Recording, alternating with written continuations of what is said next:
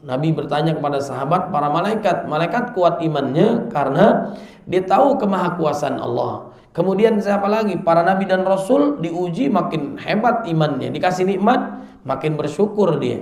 Para sahabat hidup bareng Nabi, imannya kuat, semangat ibadah dakwanya hebat, menjauhi maksiatnya dahsyat, ya. Lalu siapa saudaraku yang dirindukan oleh Nabi? Mereka tidak pernah hidup bersamaku, tidak pernah melihatku langsung, tapi mereka beriman kepadaku. Mudah-mudahan yang dimaksudkan Nabi adalah kita semua yang ada di sini. Ada orang tua yang diberikan mahkota kemuliaan, pakaian yang paling baik, yang istimewa. Perasaan dulu di dunia dia biasa-biasa aja, amal-amal biasa aja. Kenapa Allah memuliakan kayak gini? Karena anak keturunannya adalah ahlul Quran yang tersenantiasa berinteraksi, mengamalkan, mendakwahkan Al-Quran, diberikan mahkota kemuliaan yang lebih hebat daripada sinar matahari. Pakaiannya dan sebagainya istimewa. Maka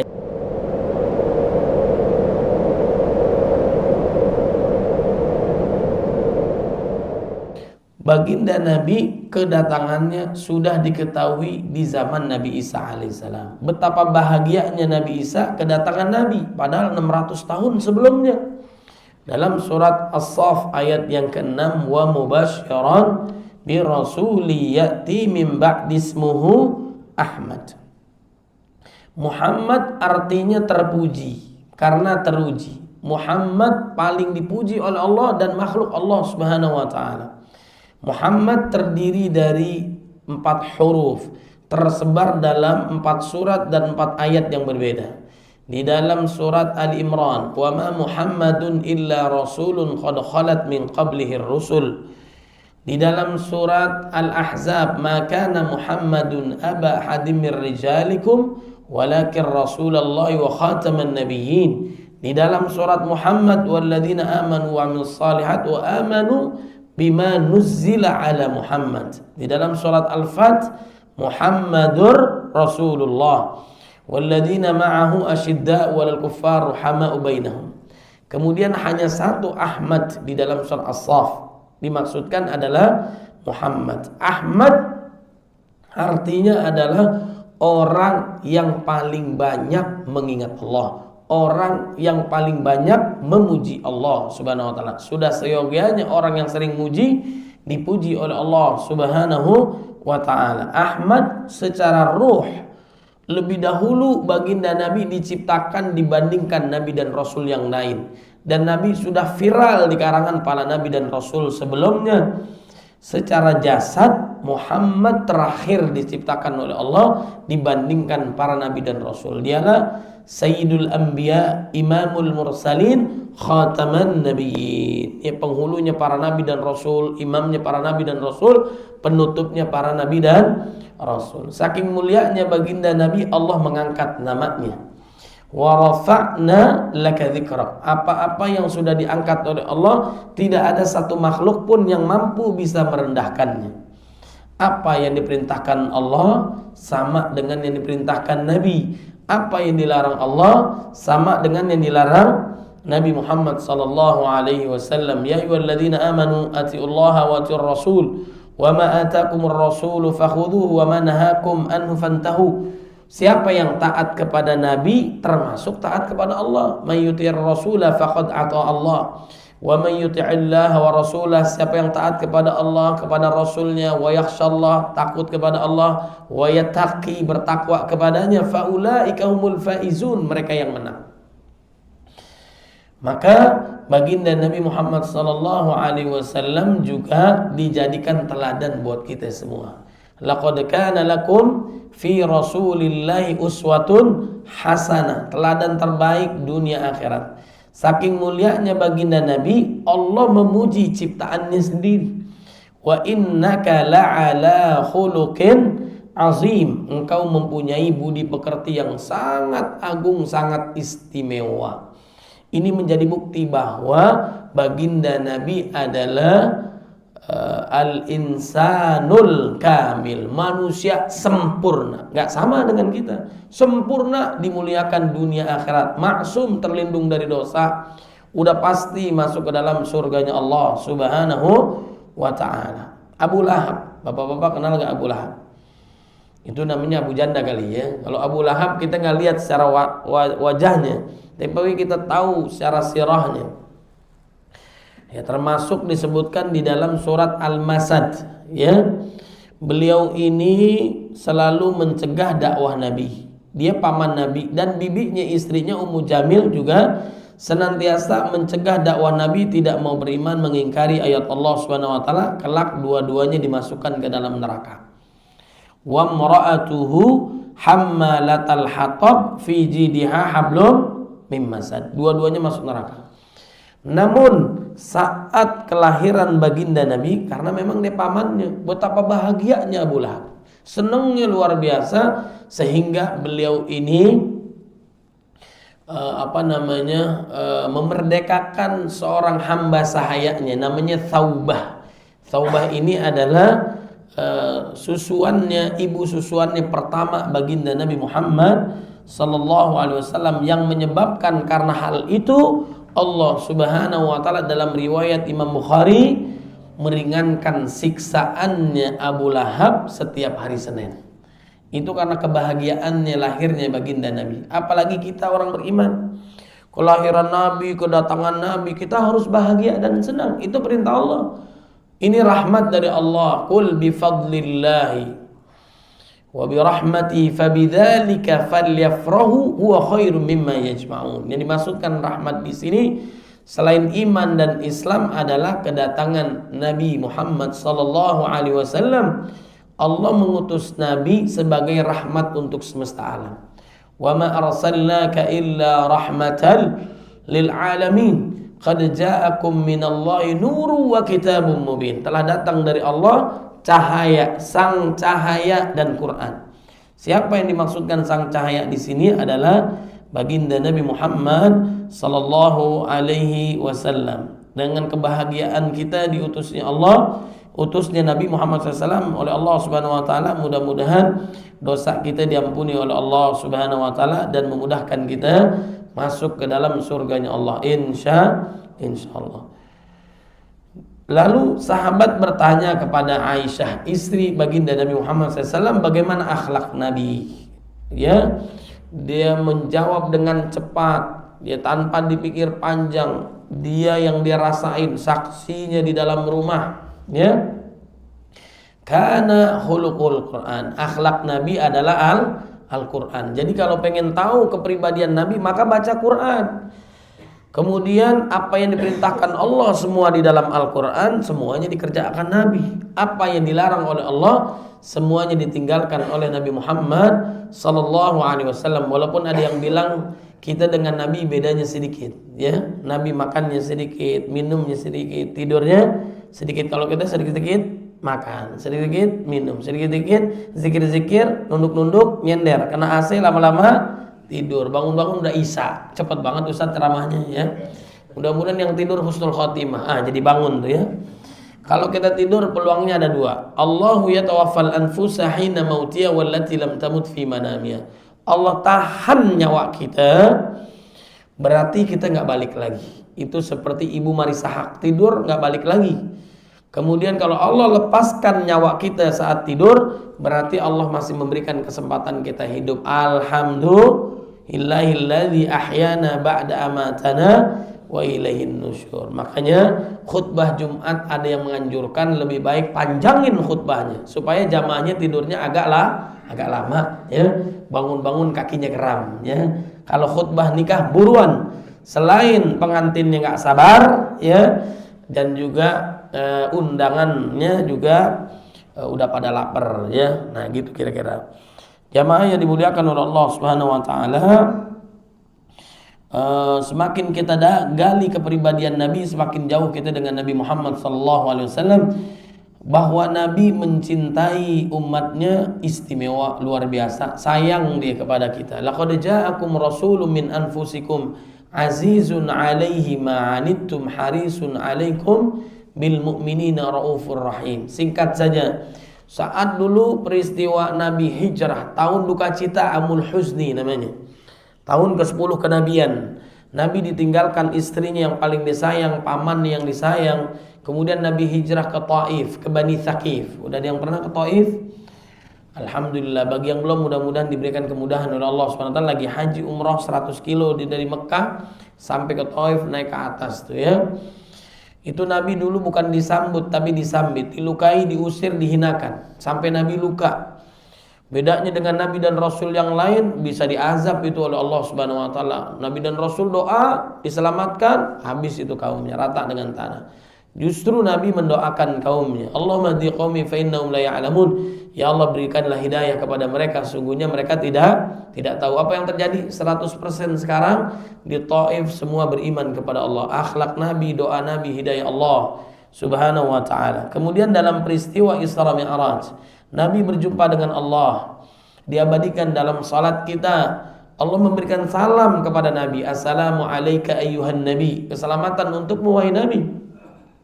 Nabi jawabnya Assalamu alayna wa ala ibadillahi salihin. Keselamatan bukan hanya untuk Nabi, tapi umat Nabi Muhammad sallallahu alaihi wasallam. Saat goncangan sakaratul maut, jangan kau timpakan kepadaku, tapi jangan kau timpakan kepada umatku. Sakitnya sakaratul maut, timpakan saja kepada Nabi. Itu istimewanya Nabi. Kemudian juga saat menjelang wafat, yang diingat Nabi adalah umat Nabi Muhammad sallallahu alaihi wasallam. Siapa yang paling kuat imannya? Nabi bertanya kepada sahabat, para malaikat kuat imannya karena dia tahu kemahakuasaan Allah. Kemudian siapa lagi? Para nabi dan rasul diuji makin hebat imannya, dikasih nikmat makin bersyukur dia. Para sahabat hidup bareng Nabi, imannya kuat, semangat ibadah dakwanya hebat, menjauhi maksiatnya dahsyat ya. Lalu siapa? Saudaraku yang dirindukan oleh Nabi. Mereka tidak pernah hidup bersamaku, tidak pernah melihatku langsung, tapi mereka beriman kepadaku. Mudah-mudahan yang dimaksudkan Nabi adalah kita semua yang ada di sini. Kita nggak pernah lihat Nabi, tapi kita mengikuti Nabi Muhammad sallallahu alaihi wasallam. Suatu ketika Aisyah radhiyallahu anha minta doa agar Nabi berdoa kepada Allah agar Allah mengampuni dosanya, masukkan dia ke dalam surga. Lalu dikabulkan oleh Nabi. Betapa bahagianya itu istrinya. Allah maghfir li Aisyah, ya Allah ampuni Aisyah, masukin ke dalam surga. Ketahuilah wahai Aisyah, saya selalu memanjatkan doa model kayak gini nih sehari 5 kali. Buat siapa? Umat Nabi Muhammad sallallahu alaihi wasallam. Nabi paling sibuk di dunia. Dia nggak rela, dia nggak redha kalau di antara umatnya ada yang masuk dalam neraka. Nabi paling sibuk nanti di akhirat memberikan syafaatul uzmah. Syafaat Nabi Muhammad sallallahu alaihi wasallam di antaranya 2 agar kita mendapatkan syafaatnya. 1 adalah banyak-banyak salawat. Allah perintahkan kita salat, puasa, zakat, Allah tidak melakukannya karena kita ibadah buat Allah. Fa'budni wa aqimis salata lidzikri. Namun giliran salawat, perintah salawat, Allah lebih dahulu memberikan salam penghormatan kepada Nabi beserta para malaikat yang mulia kepada Nabi Muhammad, baru kita hambanya. Innallaha wa malaikatahu yusalluna 'alan nabi ya ayyuhalladzina amanu sallu 'alaihi wa sallimu taslima. Orang yang berhak paling dekat masuk ke dalam surga orang yang banyak salawat.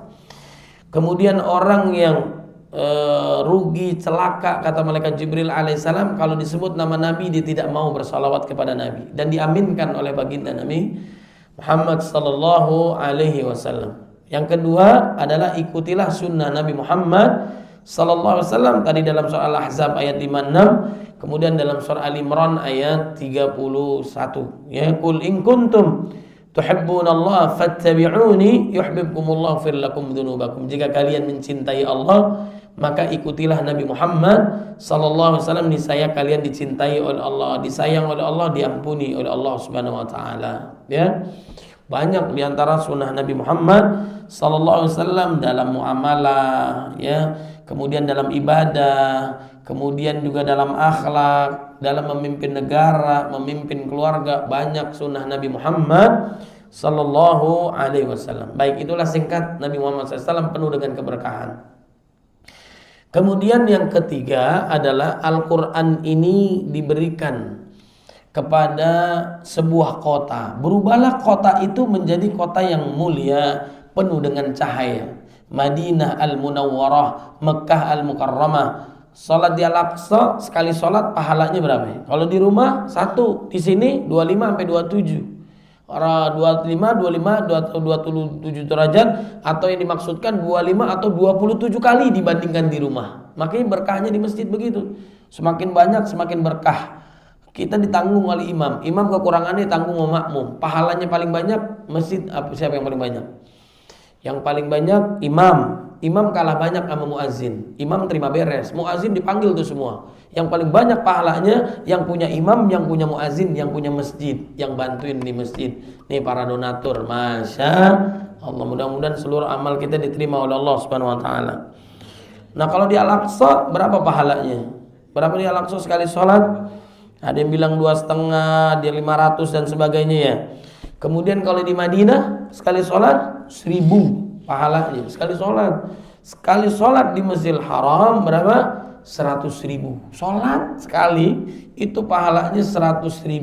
Umroh di sana, haji di sana, kemudian juga Ramadan di sana, dihitung pulang ke Indonesia udah cukup nggak sholat lagi? Jangan ya, tetap harus ibadah ya, istimewa, pahalanya dahsyat, penuh dengan keberkahan Allah Subhanahu Wa Taala. Maka jangan disia-siain saat kita ziarah, umrah, haji dan sebagainya. Optimalkan untuk beribadah di Masjid Nabawi dan di Masjidil Haram. Insya Allah baik. Kemudian Allah turunkan Al-Quran ini kepada sebuah bulan. Berubahlah bulan itu menjadi bulan yang paling istimewa. Disebutkan satu-satunya di dalam Quran namanya Ramadan. Syahr Ramadan alladzi unzila fil Quran. Idza jaa Ramadan futiyat abwabul jannah wa ghulqat abwabun nar wa sufidatis syayatin. Apabila datang bulan Ramadan, dibuka pintu surga, ditutup pintu neraka, dibelenggunya para setan. Yang sunnah menjadi wajib, yang wajib dikalikan 70 kali lipat. Ada malam lebih hebat daripada 1000 bulan. Adanya di bulan Ramadan. Suasana Ramadan juga suasananya religi. Musik berubah nasyid misalnya. Kemudian juga nada musikal paling indah azan maghrib, ya kan? Kemudian kalau kita ngelihat kecoa di siang hari seperti kurma ajwa, ya. Kita lihat bensin oplosan seperti sirup marjan, masya Allah. Itu berkah tuh Ramadan ya. Mudah-mudahan kita yang hadir disampaikan oleh Allah ke dalam bulan Ramadan. Allahumma ballighna Ramadan. Kemudian Al-Quran ini diturunkan dalam sebuah hari, berubah hari itu menjadi hari berkah, namanya hari Jumat. Kemudian diturunkan di malam hari, berubah malam itu menjadi malam kemuliaan, namanya Lailatul Qadar, yang lebih hebat daripada 1000 bulan. Sekali sholat dikalikan 83 tahun plus 4 bulan, dikalikan 1000 bulan. Sholat tarawih kita, baca Quran kita, infak kita gak berhenti, dihitungnya 1000 bulan. Berkah itu namanya Lailatul Qadar. Yang kita tahu 10 hari terakhir, yang kita tahu di malam ganjil, atau memiliki kepercayaan, keyakinan yang kuat di Mekah Madinah biasanya malam 27 ya.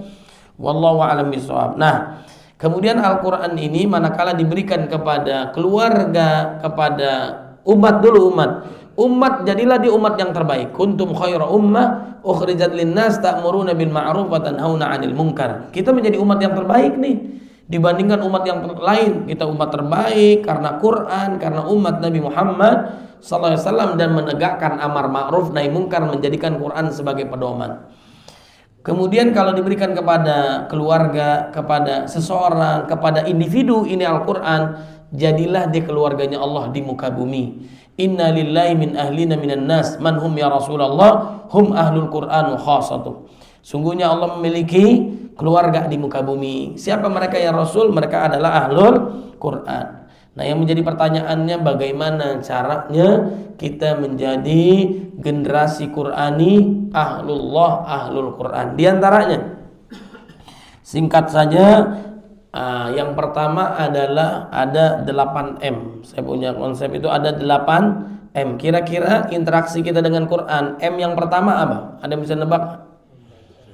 Yang pertama adalah cepet banget, main baca aja ya. Ntar dulu. Yang pertama adalah kita membeli dulu. Membeli Al-Quran. Itu Quran punya wakaf musola an-nafi, dibawa pulang ya. Wakaf Quran Al-Nusalan Ustaz Irfan ya. Jadi tulisannya wakaf lillahi ta'ala, dibawa pulang. Bener gak? Pastikan masing-masing kita satu orang satu Al-Quran. Al-Quran senantiasa di sisi Anda. Saya kalau punya Quran banyak. Di mobil ada Quran, di kamar kita ada Quran, mungkin kalau ada di tas kita ada Quran. Handphone ya boleh handphone, ya kan? Tapi yang leksnya juga ada, yang hard copy-nya juga punya. Quran nih di mana-mana nih. Mau jadi ahlul Quran berarti dia harus ada pengorbanan. Tadhiyah. Dia harus ada pengorbanan. Ya ayyuhalladzina amanu hal adullukum ala tijaratin tunjikum min adzabin alim tu'minuna billahi wa rasulihi wa tujahiduna fi sabilillah bi amwalikum, dengan harta. Ya, bulghah kalau bahasa Imam Ali, ada modalnya. Harus ada yang dikorbankan. Pastikan kita bisa beli rumah baru, bisa pakaian baru setiap tahun. Quran yang lama, ya. Saking lamanya, saking mulianya Quran ditaruh paling atas, ya, ketemu lagi tahun depan bulan Ramadan, ya. Nah, ini pastikan kita memiliki ayah sendiri, ibu sendiri, banyakin tuh Al-Quran masing-masing, ya, satu orang 5 kayak boleh, atau minimal satu. Jadi bagaimana kita supaya menjadi generasi Qurani? Pertama adalah membeli Al-Quran, punya Al-Quran sendiri. Kemudian yang kedua adalah belum membaca, tar dulu main baca aja. Usahakan mengambil air wudhu dalam kondisi suci. Di antara adab Quran tuh kita memegangnya dalam kondisi suci. Terbaik Quran itu berinteraksinya saat kapan? Jadi imam.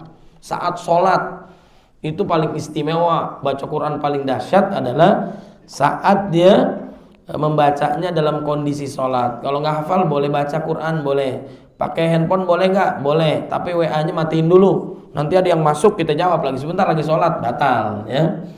Nah, jadi usahakan kondisinya dalam kondisi suci. La yamassuhu illal mutahharun. Innallaha yuhibbut tawwabina wa yuhibbul mutatahhirin. Menghadap kiblat, lagi kondisi suci. Lalu bagaimana bagi ibu-ibu yang datang bulan, datang matahari dan sebagainya? Nah, untuk interaksi dengan Quran tidak menjadi hambatan dia untuk berinteraksi dengan Quran. Pakai handphone bisa nggak? Bukan Quran asli, pakai yang terjemahan ataupun menyentuhnya dengan pakai sarung tangan. Intinya nggak menghambat dia untuk berinteraksi dengan Al-Quran, ya. Kemudian yang ketiga baru kita membaca Al-Quran, ya. Setiap hari usahakan. Alif Lam Mim itu berapa ayat? 3 huruf. 3 huruf, ya. Alif Lam Mim 3 huruf. Nah, jadi Alif Lam Mim 3 huruf. Nah, satu huruf berapa kebaikan yang kita tahu? 10 kebaikan. Satu halaman yang kita tahu berapa baris? Quran Madinah, Mekah, standar internasional berapa kita? Nah, ada 15 baris. Ya, satu halaman yang standar itu 15 baris. Satu baris kira-kira berapa huruf? Ini saya yakin tahu semua karena khawatir ya aja nggak mau jawab, ya, kayak Ibnu Abbas. Ya, udah yakin saya tahu semua. Itu nggak sama, tapi rata-rata 30 huruf. 15 kali 10 kali 30 sama dengan banyak. Sama dengan berapa kira-kira? Banyak. Udah malas aja kita ngitung, ya. Itu biarin ada yang ngitung, malaikat, ya. Ma yalfidhu min qawlin illa ladayhi raqibun atid kiraman katibin ya'lamuna ma taf'alun. Itu 4.500 kebaikan. Jadi kita baca satu halaman itu 4.500 kebaikan. Apalagi Ramadan. Kalau kita menghatamkan Quran lebih dari 1 juta kebaikan. Cara gampang masuk surga adalah membaca Al-Quran. Itu cara gampang, 1 juta kebaikan. Saya yakin di sini sering hatam Quran. Al-Ikhlas itu sepertiga Quran. 3 kali ngulang hatam Quran, ya.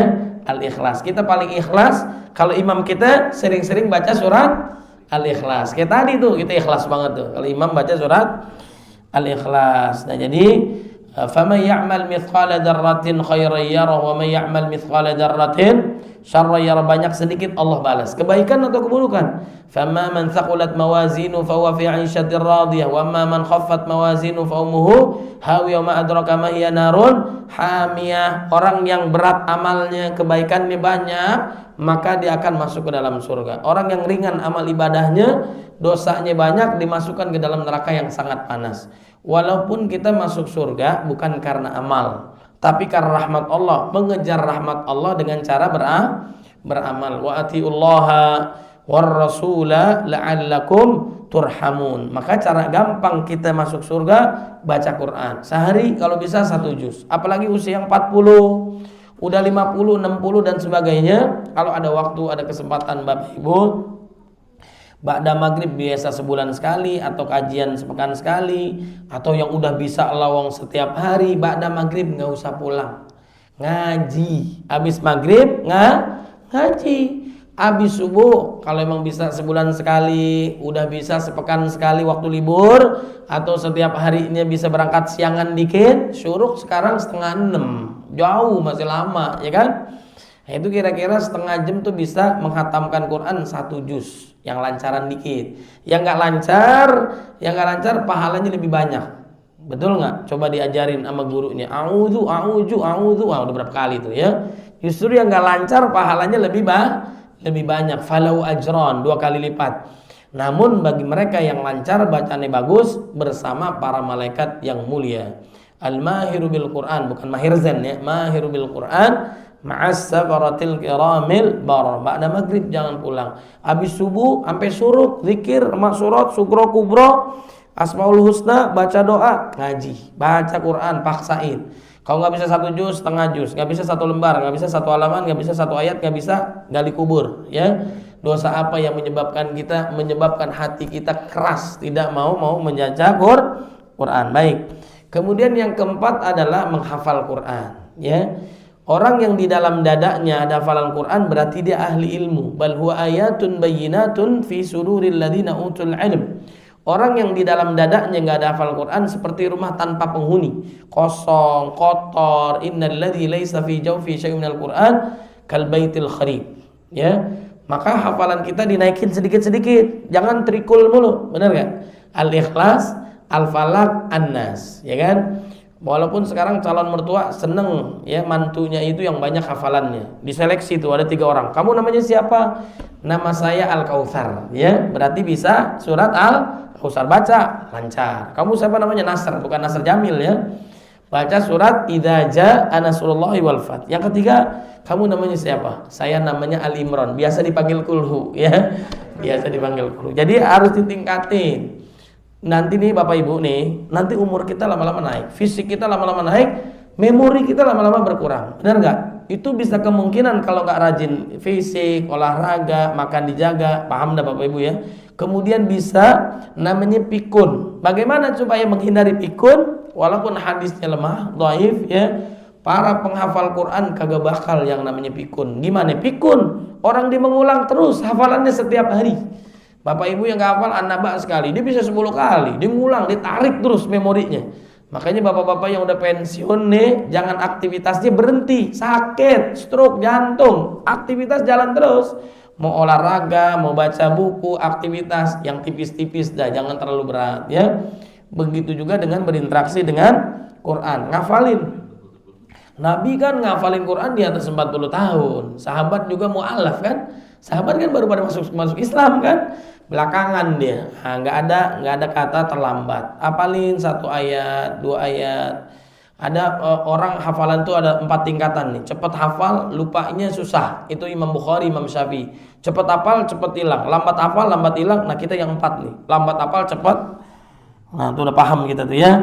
Nah, paksain diri. Kemudian yang kelima adalah murojaah, mengulang Quran. Resiko menghafal, ya resikonya lupa. Saya nggak ada yang lupa. Kenapa? Nggak ada yang dihafal, ya. Nggak ada yang dihafal. Jadi resikonya lupa. Intinya supaya lancar baca Quran adalah seringin baca Quran. Supaya lancar hafalannya, seringin murojaah Al-Quran. Ya, siapapun ini mau hafalannya sekuat lem Aibon, pasti dia murojaahnya lebih banyak daripada kita. Banyak dia berinteraksi Qurannya dengan kita. Orang-orang hebat, baik di musik atau di pemain bola atau di hafal Quran, itu berinteraksi dengan yang disuka sama-sama 8 jam. Kita baru 8 menit udah nguap Quran, bener gak? Udah capek, udah ngantuk, tidur ya. Musa usia yang 8 tahun, 10 tahun, mungkin Ahmad, mungkin Kamil, banyak dia berinteraksi dengan Quran, berlama-lamaan dengan Quran, makanya jadi ahlul Quran insyaallah. Kemudian yang keenam, mentadaburi Quran. Penuh dengan keberkahan Allah Subhanahu wa taala, makanya nanti kita panjangin lagi. Saya punya buku namanya Damai dan Indah di bawah naungan Al-Quran, itu berdasarkan Quran dan Sunnah. Saya rangkum dari ceramah saya terinspirasi dari Syekh Ali Jaber. Allah yarham, dulu syuting bareng dia kira-kira 5 tahun yang lalu di TV One. Beliau wafat, bukunya ada, namanya Cahaya dari Madinah. Nah, ini saya terinspirasi dari beliau ceramah di mana-mana, dibukukan melalui bukunya. Nah, saya ada bukunya itu Damai dan Indah di bawah naungan Al-Quran. Nanti nggak usah capek-capek lagi nulis, udah ada bukunya itu ya. Harganya 75.000 ya, mudah-mudahan barokah. Bagi yang minat silakan. Nah, kemudian pentingnya kita mentadabburi Quran. Kita sering membaca Quran, jarang diantara kita baca terjemahan Quran. Ya, Quran ini utama dibaca, dihafal, tapi nggak kalah kita baca terjemahannya. Nanti kita belajar tafsirnya supaya paham. Imam bacaannya bagus, imam kita nih. Jamaahnya ada yang nangis. Kenapa nangis? Imamnya lama banget, ya. Imamnya lama banget. Ternyata dia gagal paham. Saya mau namain anak saya sesuai dengan Quran. Pertama kali yang saya buka, itulah nama anak saya. Random diacak, bagus nggak? Kan datangnya dari Allah. Dibuka, Jahannam, ya. Bukan Quran yang salah, kitanya yang gagal paham. Khinzir, babi ada di dalam Quran. Jangan namain anaknya khinzir. Ada juga Fir'aun, Qarun, Haman, ya kan? Nah, kitanya nggak paham. Maka baca terjemahannya, belajar tafsirnya, diajarkan dan sebagainya. Ada yang istimewa, ya. Ada pertemuan para guru besar, dokter-dokter spesialis, ada guru besar, ada profesor, penemuan baru dikumpulin. Saya menemukan penemuan baru ini bahwasanya kalau kita sakit itu bukan dagingnya yang sakit, tapi kulitnya yang sakit. Ada orang yang terhangus kulitnya udah hangus, udah kebakar, ya. Kemudian kulitnya nggak ada, kemudian pakai alat tajam dan sebagainya, dia tidak merasakan sakit. Dia baru menemukan tuh penemuan baru. Jadi yang menyebabkan kita sakit karena kulit. Kemudian ada yang angkat tangan dokter muslim. Ini sudah saya ketahui sejak lama dan di dalam Quran sudah diungkapkan kira-kira 14-15 abad yang lalu dalam surat An-Nisa ayat 56. Innal ladzina kafaru bi ayatina sawfa nuslihim nara kullama nadijat juluduhum baddalnahum juludan ghairaha liyadhuqul adzab. Jadi orang-orang kafir yang mengingkari ayat Allah Subhanahu wa taala, apa yang terjadi? Mereka akan dimasukkan ke dalam neraka, dibakar kulit mereka sampai hangus. Udah hangus, hancur, diganti lagi dengan kulit yang baru. Jadi bukan dagingnya, kulitnya. Wah, ini terkagum luar biasa ini profesor. Akhirnya di hadapan banyak orang dia menyatakan masuk Islam. Masya Allah, ini luar biasa Quran ini. Abu Jahal, Abu Lahab, ya dua-duanya benci Quran, dua-duanya justru dengerin Quran. Kemudian golongan jin gara-gara dengarkan Quran bacaan Nabi mendapatkan hidayah Allah Subhanahu wa taala. Ya. Ini sesuatu yang mengagumkan. Saking dahsyatnya ini Quran dibilang sihir. Nabi dibilang ahli sihir, Nabi dibilang orang gila. Walaupun ahli sihir kagak bakal yang namanya dia gila. Orang gila nggak bakal jadi ahli sihir. Benar nggak kira-kira? Nah, itu tuduhan mereka saking istimewanya Al-Quran. Nih kita harus pahami nih. Kita bukan hanya menegakkan bacaan Quran sesuai dengan tajwid, tapi juga menegakkan apa yang diperintahkan Allah. Tahu nggak kita semua dalam Quran? Yang dilarang Allah kita tahu semua nggak? Kira-kira begitu. Kemudian yang ketujuh, kita mengamalkan Al-Quran, ya. Khairukum man ta'allama al-Qur'ana wa 'allamah. Sebaik-baik kalian orang belajar lalu ngamalin. Apa yang dia tahu dikerjain. Kemudian apa yang diperintahkan Allah dikerjakan. Kemudian sunnah sesuai dengan kemampuan, yang dilarang oleh Allah ya ditinggalin. Kemudian dilakukan apa yang sudah diperintahkan oleh Allah dan Rasulullah sallallahu alaihi wasallam. Kemudian yang terakhir adalah mendakwahkan Al-Qur'an. Mendakwahkan Al-Qur'an ke tengah-tengah umat. Jadi bukan diri kita doang, tapi kita mengajak orang lain untuk taat kepada Allah Subhanahu wa taala. Jangan nungguin hafal Quran 30 juz plus paham tafsir Quran hadisnya. Sebelum kita dakwah udah mati duluan, ya. Apa yang kita tahu satu ayat, satu hadis, ya, sampaikan kepada diri kita, kepada istri kita, anak-anak kita. Balighu anni walau ayat. Perkataan yang paling dicintai, paling disuka oleh Allah Subhanahu wa taala adalah wa man ahsanu qawlan mimman da'a ila Allah wa 'amila shalihan wa qala innani minal muslimin, adalah mengajak, menyeru orang lain untuk taat kepada Allah Subhanahu wa taala. Nanti di akhirat Ada orang tua yang diberikan mahkota kemuliaan, pakaian yang paling baik, yang istimewa. Perasaan dulu di dunia dia biasa-biasa aja, amal-amal biasa aja. Kenapa Allah memuliakan kayak gini? Karena anak keturunannya adalah ahlul Quran yang senantiasa berinteraksi, mengamalkan, mendakwahkan Al-Quran, diberikan mahkota kemuliaan yang lebih hebat daripada sinar matahari.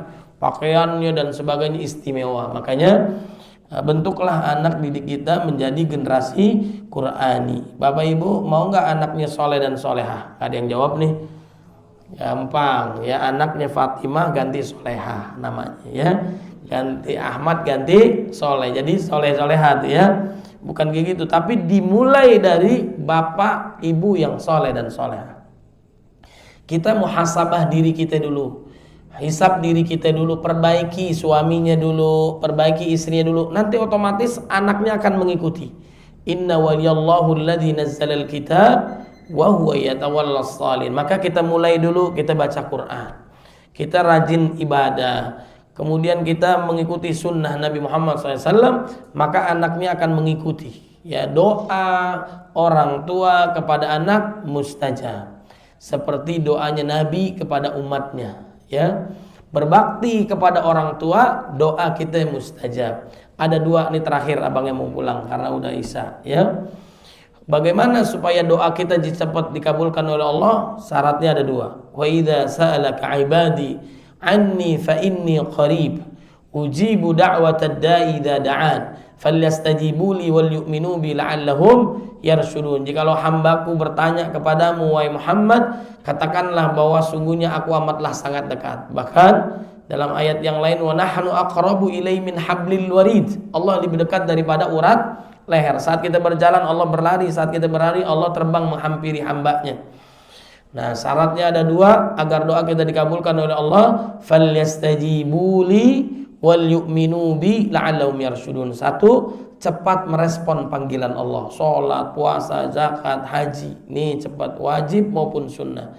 Yang kedua adalah melakukan apa yang diperintahkan Allah, menjauhi apa yang dilarang oleh Allah Subhanahu wa taala. Apa yang membuat kita gelisah susah dalam hidup? Karena maksiat dan dosa. Apa yang membuat kita tenang bahagia? Karena taat kita kepada Allah Subhanahu wa taala. Mudah-mudahan Allah ampuni dosa kita, Allah terima amal ibadah kita, Allah jadikan keluarga kita sakinah, mawaddah warahmah, keturunan saleh dan salehah, negeri kita baldatun thayyibatun wa rabbun ghafur, pemimpin kita adil amanah, kelak Allah wafatkan kita dalam keadaan istiqamah husnul khatimah. Amin ya rabbal alamin. Mau ada pertanyaan, ada jawaban?